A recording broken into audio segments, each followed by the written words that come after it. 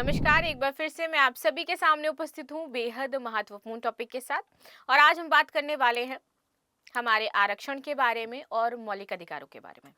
देखिए, आरक्षण को कई बार लोग ये समझ लेते हैं कि ये मौलिक अधिकार है। तो सुप्रीम कोर्ट ने यहाँ पर बताया है कि आरक्षण मौलिक अधिकार नहीं है और इसको लेकर के कुछ नियम, कायदे, कानून हाल ही में डिसाइड किए गए हैं। तो कोई भी जो राज्य सरकार है वो आरक्षण को लेकर के मनमानी नहीं कर सकती है। कोई भी राज्य सरकार ये नहीं कह सकती है भाई कि हम अपने राज्य में इस वर्ग के लिए 50% आरक्षण जो है वो पूरी तरीके से लागू कर देंगे। फिर तो हमारा जो समानता का अधिकार है, जो हम बात करते हैं फंडामेंटल राइट, कि सभी को समान अवसर का जो अधिकार मिलता है, वो समाप्त हो जाएगा। आप किसी को 50% आरक्षण प्रदान कर दे रहे हो किसी जॉब में, विच इज नॉट गुड। तो ये मामला आपका सुप्रीम कोर्ट पहुंच गया एंड देन यहाँ पर सुप्रीम कोर्ट ने एक क्लियर स्टेटमेंट दिया कि मौलिक अधिकार के तहत आप आरक्षण को कंसीडर नहीं करोगे, आरक्षण मौलिक अधिकार नहीं हो जाता है। बाकी आप सभी का क्या कहना है इस मुद्दे पर जरूर बताइएगा। क्लास को शुरू कर लेते हैं। बहुत ही इंपॉर्टेंट वीडियो हो जाती है, बहुत ही इंपॉर्टेंट यहाँ पर टॉपिक्स दिए गए हैं, उनको हम डिस्कस करेंगे। मेरा नाम है प्राची मिश्रा और संस्कृति आज के इस प्लेटफॉर्म पर आप सभी का बहुत बहुत स्वागत है।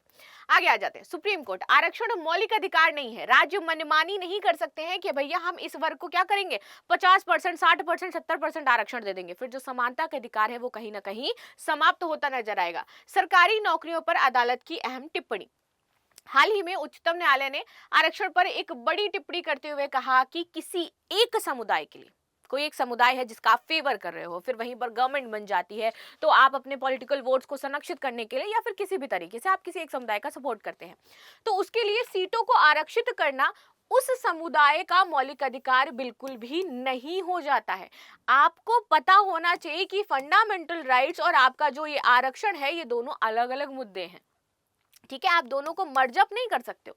फिर इससे तो हर एक स्टेट गवर्नमेंट कहेगी और आरक्षण प्रदान कर देगी और फिर किसी की पॉलिटिकल पार्टी कभी जाएगी नहीं, क्योंकि वो कहेगी भैया हम 100% आरक्षण तुम्हें दे रहे हैं, तुम जाओ सरकारी नौकरी करो जा करके। फिर तो समाज में बहुत ज्यादा डिस्क्रिमिनेशन उत्पन्न हो जाएगा। चलो आगे बात करते हैं।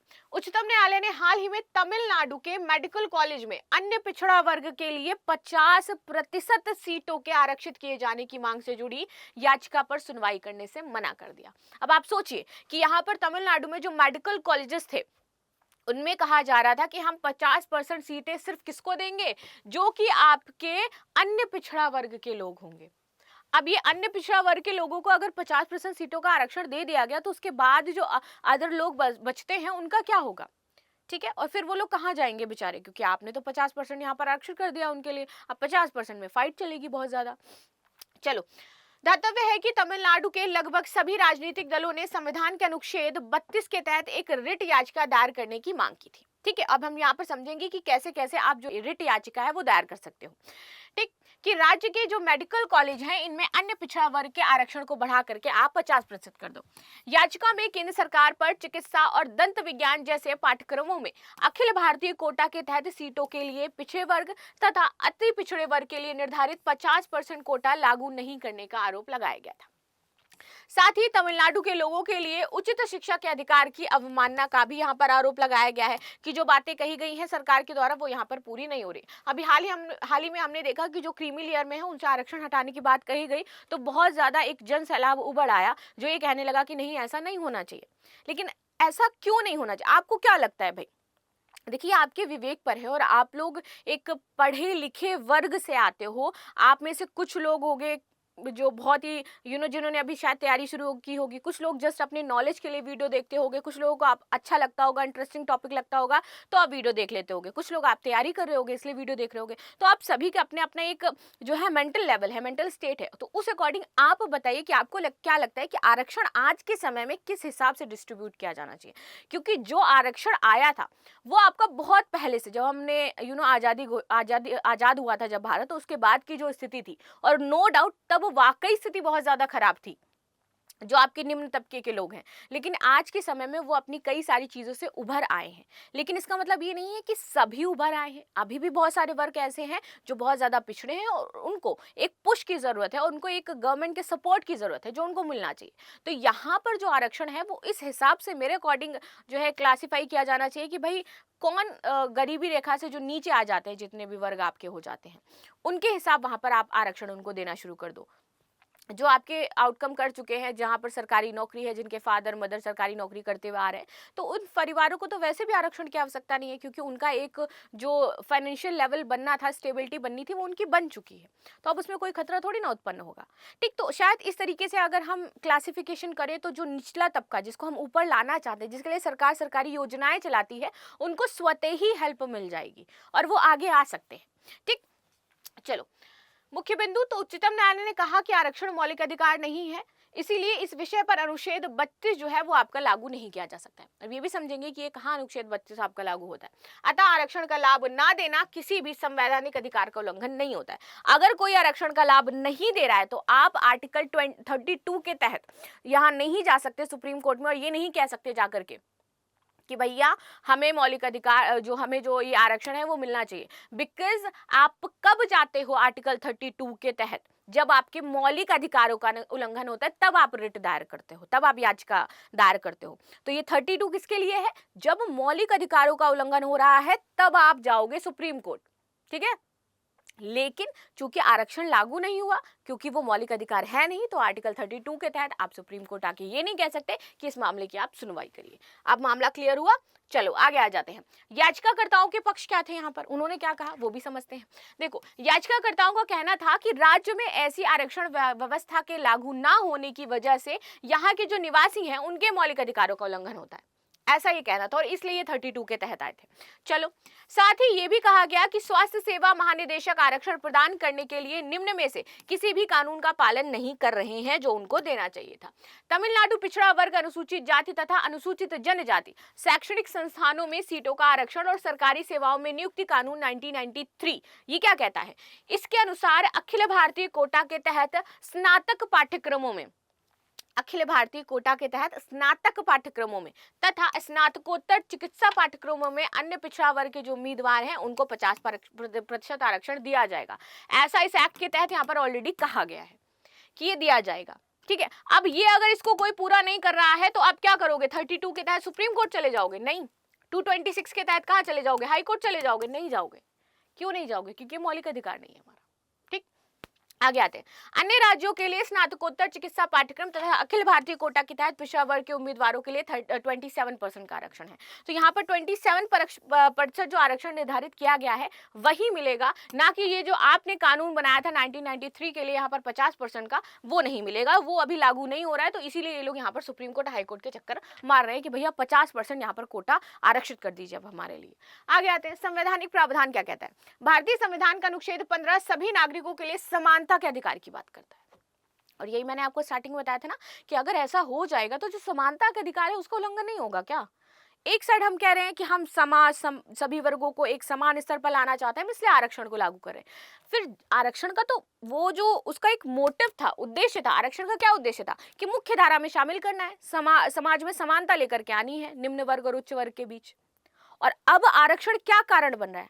आरक्षण अपने उद्देश्य से भटक करके ये कारण बन गया है कि अब आरक्षण की वजह से समाज में जो निम्न वर्ग है और उच्च वर्ग है वो क्रिएट हो रहे हैं, यानी कि असमानता आ रही है आरक्षण की वजह से आज के समाज में। और जो उसका मोटिव था कि असमानता हमें समाप्त करनी थी, तो उसके विपरीत बन गया है मोटिव। ठीक, यही यहाँ पे कहा जा रहा है। तो अनुच्छेद 15(1) के अनुसार राज्य किसी नागरिक के विरुद्ध धर्म, मूल वंश, जाति, लिंग, जन्म स्थान और इनमें से किसी के भी आधार पर कोई भेदभाव नहीं करेगा। ये हमारे आर्टिकल 15 में है।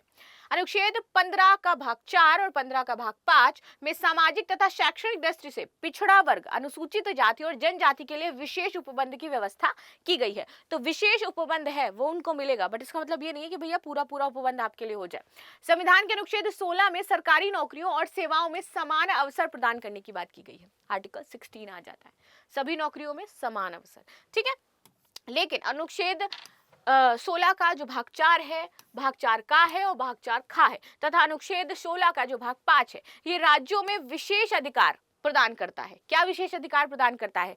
कि जो पिछड़े हुए नागरिक हैं उनको मुख्य धारा में शामिल करने के लिए अगर राज्य चाहे तो वो अपनी आवश्यकता के अनुसार, तो अभी आपको हर राज्य में अलग अलग आरक्षण देखने को मिलता है कि किसी ने 20% दे रखा है। बिहार क्या कहता है? हम 30% आरक्षण देंगे महिलाओं को। क्यों? क्योंकि वो उसका एक तो पॉलिटिकली हो ही जाता है, प्लस उसके पास अधिकार है। कैसे अधिकार है?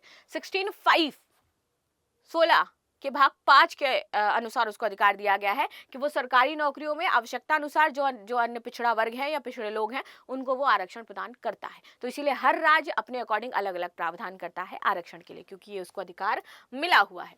1992 के इंदिरा साहनी मामले में उच्चतम न्यायालय ने निर्णय दिया कि कुल दिए गए आरक्षण का अधिकतम सीमा 50% से अधिक नहीं होना चाहिए। जो कुल आरक्षण हमने दिया है ना, उससे 50% से ज्यादा तो आप वैसे भी कहीं भी आरक्षण नहीं दे सकते हो। तो कैसे आप ये सोच सकते हो कि किसी को हम 50% या फिर उससे ऊपर आरक्षण दे देंगे जाकर के। 2019 में 103वें संविधान संशोधन अधिनियम द्वारा आर्थिक रूप से कमजोर वर्ग, इकोनॉमिकली वीकर सेक्शन के लिए, जिसको हम ईडब्ल्यूएस कहते हैं, इसके लिए 10% जो आरक्षण है वो आपका प्रावधान किया गया था। और मुझे लगता है कि यहाँ पर कुछ ना कुछ जो इकोनॉमिकल चीजें हैं उसको देखते हुए ये सही प्रावधान किया गवर्नमेंट ने। ठीक, रिट अधिकार क्षेत्र। अब हम रिट कब कब जारी कर सकते हैं, ये हमारा अधिकार क्षेत्र क्या हो जाता है, इसके बारे में बात करते हैं। संविधान के अनुच्छेद 32 के तहत उच्चतम न्यायालय तथा अनुच्छेद 226 के अंतर्गत यदि हमारे मूल अधिकारों का उल्लंघन होता है तो उसकी रक्षा के लिए हम कहाँ जा सकते हैं, हम कुछ रिट आपकी जारी कर सकते हैं। ठीक है, वो कौन कौन सी है? एक तो आपका है बंदी प्रत्यक्षीकरण, जिसको हम कहते हैं हैबेस कॉर्पस, परमादेश, मैंडमस, प्रतिषेध, प्रोहिबिशन, उत्प्रेषण लेख, सेरिटरी, ठीक है, अधिकार प्रक्षा, को वारंटो जैसी रिट हम जारी करवा सकते हैं। ठीक, आगे आते हैं। अनुच्छेद 32 के तहत संसद इन रिट्स को जारी करने के लिए किसी अन्य न्यायालय को भी प्राधिकृत कर सकती है, यद्यपि अभी तक ऐसा कोई प्रावधान नहीं किया गया है। दायित्व है कि उच्चतम न्यायालय केवल मौलिक अधिकारों के परिवर्तन के लिए ही रिट जारी कर सकता है, जबकि उच्च न्यायालय मौलिक अधिकारों तथा साधारण कानूनी अधिकारों दोनों के लिए यहाँ पर रिट जारी कर सकता है। इंदिरा साहनी बनाम भारत संघ 1992, यहाँ पर उच्चतम न्यायालय ने पिछड़े वर्ग के लिए 27% का आरक्षण कोटा बरकरार रखा था।